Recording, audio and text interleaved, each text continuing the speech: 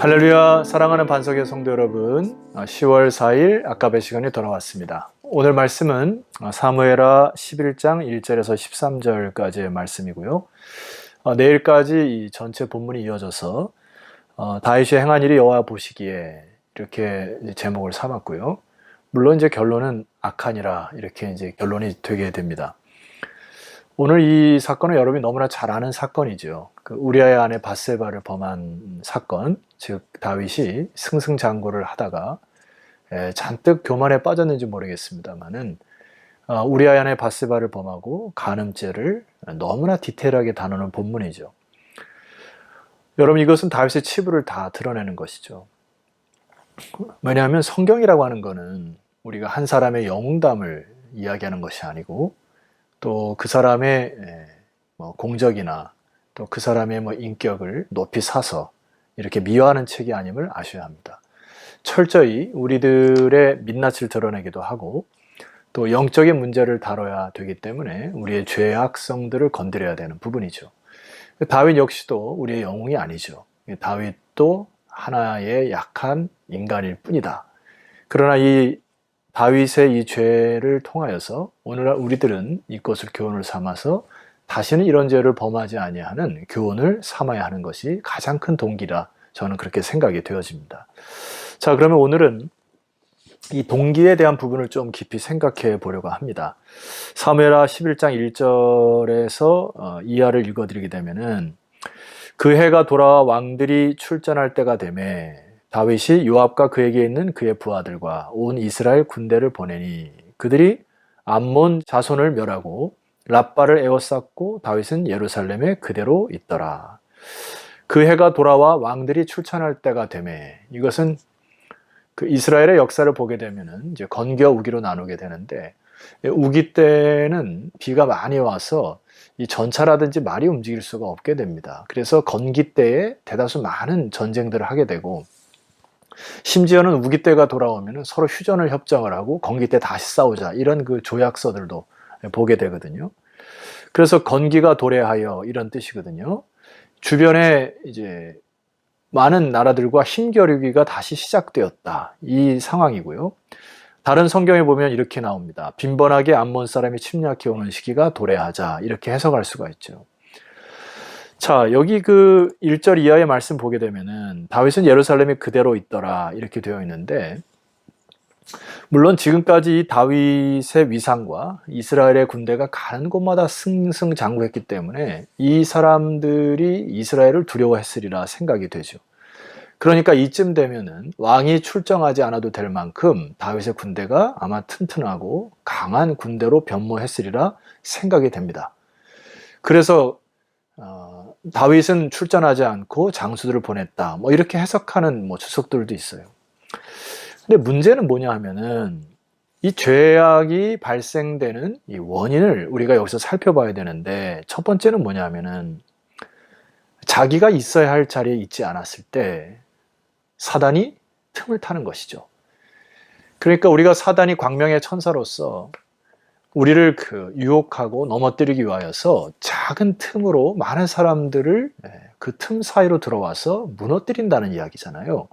그러니까 우리가 첫 번째 교훈을 삼아야 될 것은, 다윗의 입장에서는, 리더자의 입장에서 부하들이 나가서 싸울 때 예루살렘에 머무는 것은 옳지 않았다, 우리가 그렇게 해석을 해야 되는 것이죠. 오늘날 수많은 죄악들이 번지는 그 요인 중에 가장 큰 요인이 무엇인가 하니까 자기의 자리를 이탈할 때에 생기게 되죠.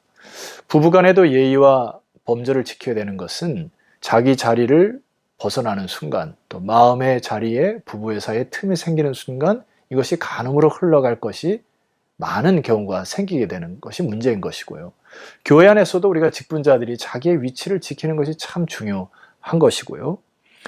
또 우리가 세상 속에 살아가면서 미련하리라 만큼 하나님의 자녀라고 하는 신분의 자리를 지키는 것이 너무나 중요하다는 것을 말씀을 드리고 싶습니다.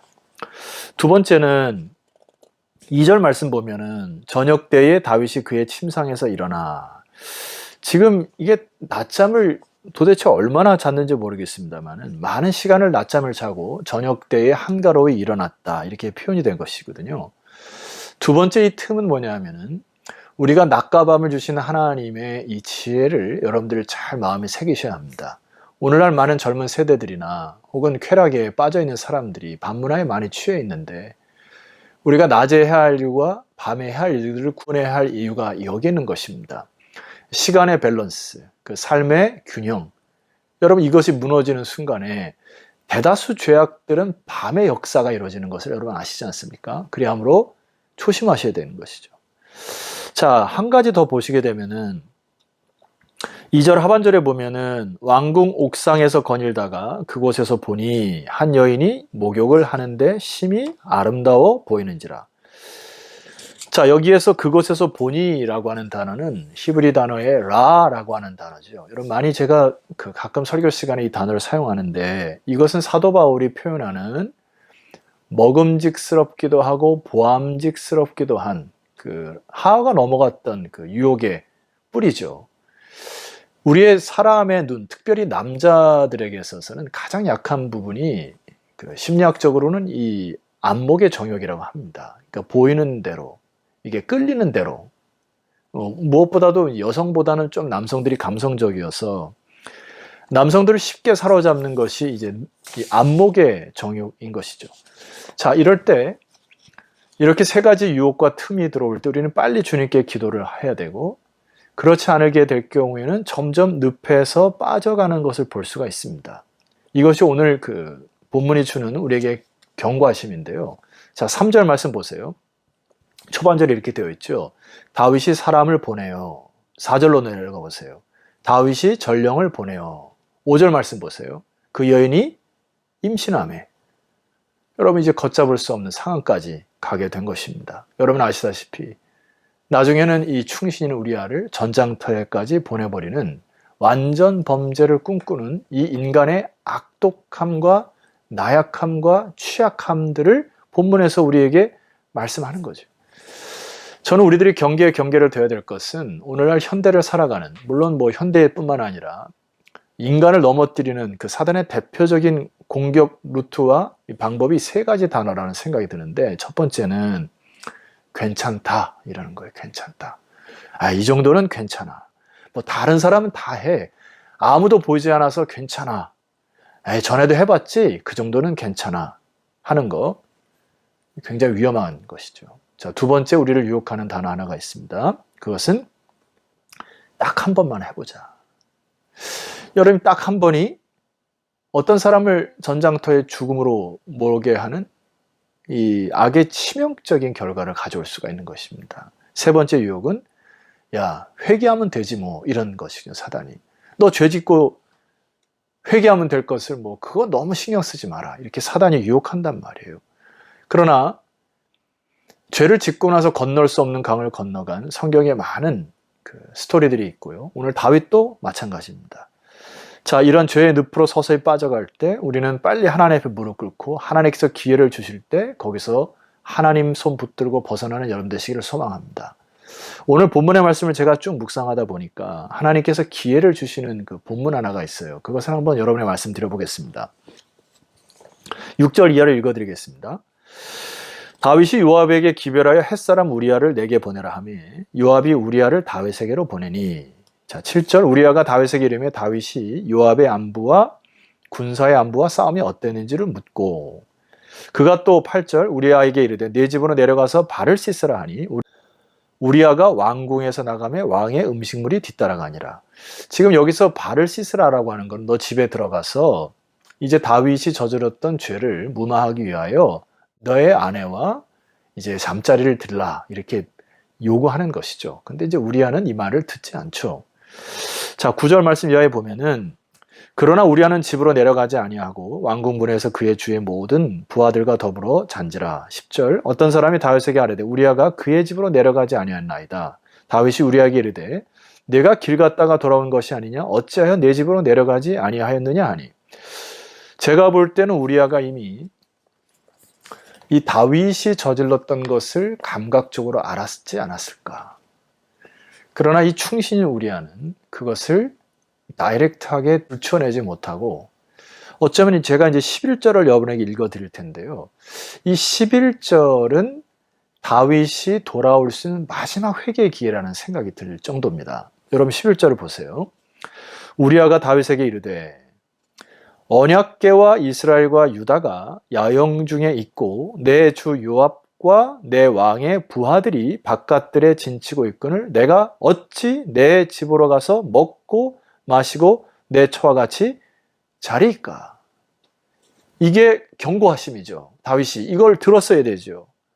이런 거지 않습니까? 왕이여, 당신이 우리들의 지도자로서 어떻게 전장터에 부하들을 내보내고 당신은 내 아내와 잠을 청했습니까? 그리고 잠자리에 들으셨습니까?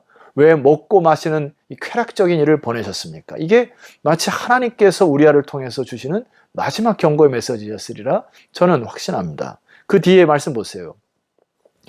내가 이 일을 행하지 아니하기로 왕의 살아계심과 왕의 혼의 살아계심을 두고 맹세하나이다. 지금 이 충신인 우리아를 보세요.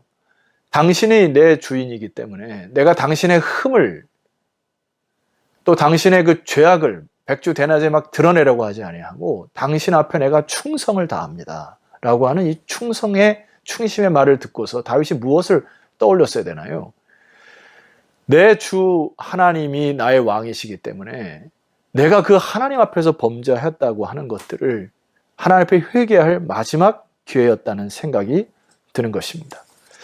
여러분, 오늘날 우리가 나약하죠, 인생들이. 또 실수를 저지를 수도 있고 또 마귀의 유혹에 넘어가서 죄에 서서히 빠져들어가는 성도님도 계실 것입니다. 하나님은 때로 이러한 우리와의 말씀 혹은 또 책을 통해서 성경을 통해서 기도를 통해 여러분의 양심을 깨울 때 빨리 돌이키시기를 소망합니다. 이번 한 주간 동안 우리가 이 다윗의 죄악들을 묵상하면서 나는 그렇지 않지라고 하는 생각을 하시면 안 되죠. 왜냐하면 우리가 가정을 세우고 교회를 세우는 일들은 굉장한 에너지와 수많은 사람들의 피와 땀과 눈물이 있게 되는 것이죠. 그러나 여러분 주변에 교회가 무너질 때 말입니다. 작은 틈을 우리가 메꾸지 못하고 그것을 회개치 못함으로 인하여 교회가 깨지는 것들을 보지 않아요? 가정도 마찬가지지 않습니까? 그렇게 평화스럽던 가정이 죄악이 들어와서 부부간의 사이가 갈라지고 평생 다른 삶을 살아가고 깨어지는 그 가정들이 많이 보게 되면 너무나 안타까운 것이죠. 야고보서의 말씀을 드리고 기도할까 합니다. 야고보서 1장 14절 15절. 오직 각 사람이 시험을 받는 것은 자기 욕심에 끌려 미혹됨이니 욕심이 응태한즉 죄를 낳고 죄가 장성한즉 사망을 낳느니라. 자기 욕심에 끌려 미혹될 때에 하나님의 음성을 듣고 무릎 꿇고 회개하시기를 소망합니다. 루터라고 하는 종교개혁자가 이렇게 얘기를 했죠. 새가 당신의 머리 위에 나르는 것은 막을 수 없지만은 둥지를 트는 것은 막을 수 있다. 이게 종교개혁가의 말이 오늘 우리들의 가슴에 사무쳐야 합니다. 우리가 악한 정욕적인 생각들이 그리고 눈으로 보암직하고 먹음직한 유혹들이 느낄 수 있을 수밖에 없죠. 악한 생각이 떠오르는 것을 우리가 어떻게 막을 수 있습니까? 우리들 인간이 나약한데. 그러나 그 악한 생각을 내버려 두는 것이 죄악이고 그 생각에 내버려 들어서 욕심에 끌려서 잉태를 하는 순간에 죄를 낳는 것이 죄악인 것이잖아요. 여러분, 오늘 여러분에게 마지막 말씀드리는 것은 요한계시록의 7교회에게 동일하게 주는 메시지들이 뭔지 아세요? 너는 일깨어, 돌이켜, 회개하여 주님과의 깊은 첫사랑을 회복하고 계속 이 메시지가 요한계시록에 7교회에 주는 메시지지 않습니까? 여러분, 그렇지 않으면은 오늘날 우리가 살아간 이 세월 속에서 예수님의 초림과 재림 사이에 이미 하나님 나라가 도래를 했는데 많은 사람들이 허랑방탕하게 하는 주일날 살펴보았던 또 한 사람이 한 문화를 가지고 수건에 싸서 그냥 시간을 흘려보내는 그런 악하고 무익한 종이 될 확률이 높다는 이야기입니다. 여러분, 사단이 여러분의 약한 부분을 건드릴 거고요. 오늘도 아마 여러분이 말씀을 들을 때 여러분 약한 부분을 자꾸 건드려서 또 다른 유혹 속에 빠뜨릴 것입니다. 하나님 앞에 무릎 꿇으시고 아까 제가 3가지 말씀드렸죠? 이번 딱 한 번만이라고 하는 거 거부하시기를 소망하고 이 정도면 괜찮다라고 하는 거 거부하기를 소망하고 야, 죄 짓고 회개하면 되지. 이건 사단의 유혹에 사탕 발림임을 기억하고 하나님 앞에 경건을 회복하는 저와 여러분 되시기를 소망합니다. 기도드리시겠습니다. 하나님 아버지, 이 방송을 듣는 주의 백성들이 하나님의 자녀로서의 자리를 회복하게 하옵소서. 많은 유혹들이 있습니다. 세상을 살아가기에 그렇게 녹록지가 않습니다.